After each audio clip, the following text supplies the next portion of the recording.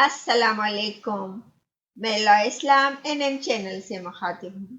ناظرین کرام، آج میں آپ کو ملکہ زبیدہ کی کہانی سناتی ہوں۔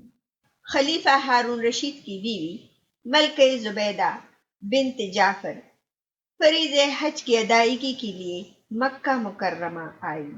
انہوں نے جب اہل مکہ اور حجاج کرام کو پانی کی دشواری اور مشکلات میں مبتلا دیکھا تو انہیں سخت افسوس ہوا۔ چنانچہ انہوں نے اپنے اخراجات سے ایک عظیم النشان نہر کھودنے کا حکم دے کر ایک ایسا فقید المثال کارنامہ انجام دیا جو رہتی دنیا تک یاد رہے گا۔ ملکہ زبیدہ کی خدمت کے لیے 100 نوکرانیاں تھیں جن کو قرآن کریم یاد تھا اور وہ ہر وقت قرآن پاک کی تلاوت کرتی رہتی تھی۔ ان کے محل میں سے قیرت کی آواز شہد کی مکھیوں کی بنبناہٹ کی طرح آتی رہتی تھی۔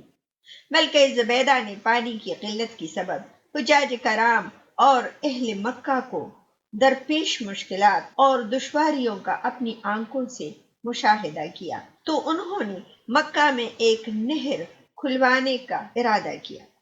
اب نہر کی کھدائی کا منصوبہ سامنے آیا تو مختلف علاقوں کے ماہر انجینئرز بلوائے گئے۔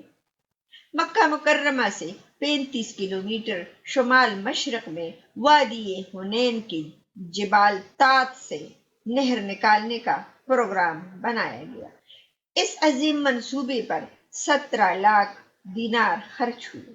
جب نہر زبیدہ کی منصوبہ بندی شروع ہوئی تو اس منصوبے کا انجینئر آیا اور کہنے لگا، آپ نے جس کام کا حکم دیا ہے اس کے لیے خاصے اخراجات درکار ہیں، کیونکہ اس کی تکمیل کے لیے بڑے بڑے پہاڑوں کو کاٹنا پڑے گا، چٹانوں کو توڑنا پڑے گا، نشیب و فراز کی مشکلات سے نمٹنا پڑے گا، سینکڑوں مزدوروں کو دن رات محنت کرنی پڑے گی، تب کہیں جا کر اس منصوبے کو پایہ تکمیل تک پہنچایا جا سکتا ہے۔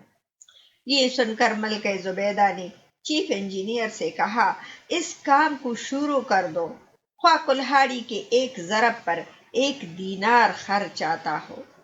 اس طرح یہ عظیم منصوبہ مکمل ہوا اور مکہ مکرمہ کے لیے 35 کلومیٹر دور سے بڑی نہر سے پانی فراہم کیا گیا۔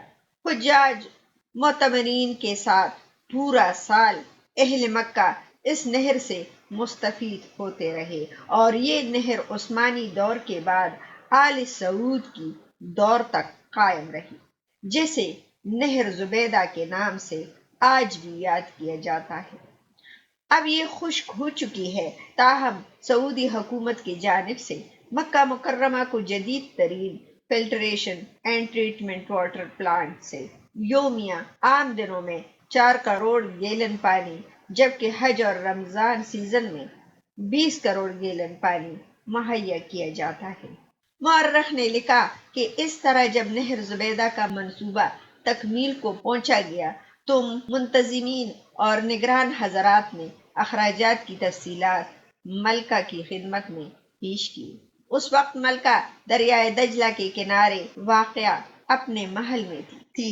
ملکہ نے وہ تمام کاغذات لیے اور انہیں کھول کر دیکھے بغیر سائن کر دیا اور کہنے لگی، الہی، میں نے دنیا میں کوئی حساب کتاب نہیں لینا، تو بھی مجھ سے قیامت کے دن کوئی حساب نہ لینا۔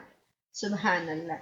ناظرین کرام، مجھے امید ہے کہ آپ کو ملکہ زبیدہ کے نہر کے بارے میں معلوم ہوا ہوگا۔ اللہ تعالی ہم سب مسلمانوں کو توفیق دے کہ ہر مسلمان اپنے مرنے سے پہلے اپنے لیے صدقہ جاریہ کرے۔ آمین۔ آپ اپنا بہت سارا خیال رکھیے گا، اپنی دعاؤں میں مجھے بھی یاد رکھیے گا اور لا اسلام NN چینل کو لائک اور سبسکرائب کرنا اور شیئر کرنا نہ بھولیے گا۔ بامان خدا۔